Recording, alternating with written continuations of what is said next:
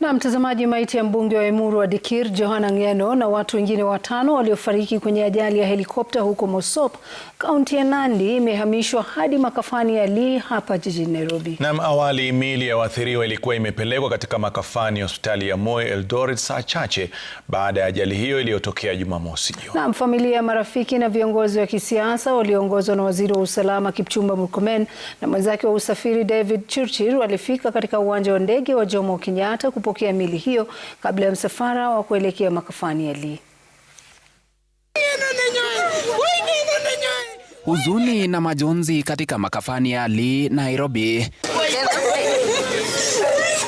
Miili ya waathiriwa 6 wa ajali ya helikopta akiwemo mbunge wa Emuru wa Dikir Johana Ngeno, wafanyikazi wake Robert Kipkoech Keter, Amos Kimngetich Rotich, Nicholas Koskei, Wycliffe Kiprotich Rono na rubani kanali mstaafu George Were ikifikishwa hapa.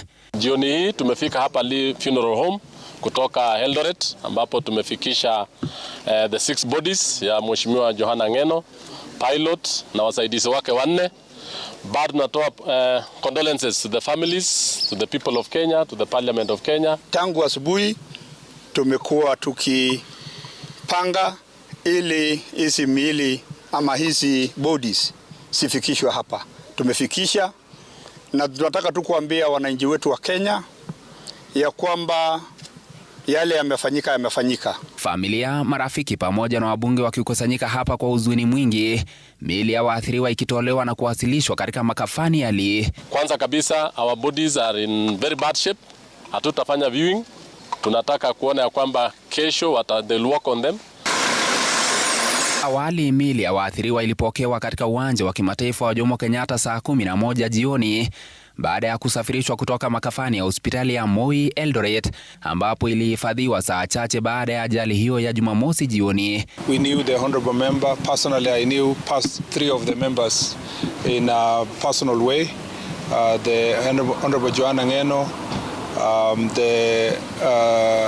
the pilot George Were and Carlos. We have just received the bodies like I indicated, and very unfortunate indeed, and we really wish to condole with the families, the members of parliament, and wish to assure you as the ministry will work to establish what exactly happened before the fateful crash. Serikali imesema uchunguzi wa ajali hiyo imeanzishwa huku ripoti za awali zikitarajiwa baada ya siku 30. Hata hivyo, viongozi wameonya dhidi ya kuingiza siasa katika tukio hili la kusikitisha.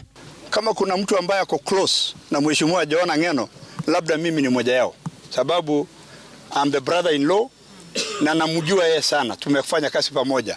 So nataka tu kutoa uonyo ama kuwaomba wa ndugu zetu.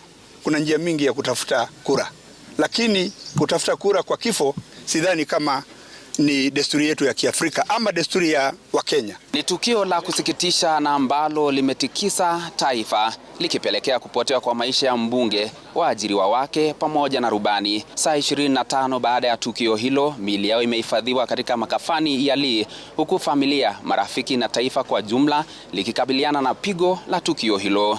Ben Kiroi, runinga ya Citizen,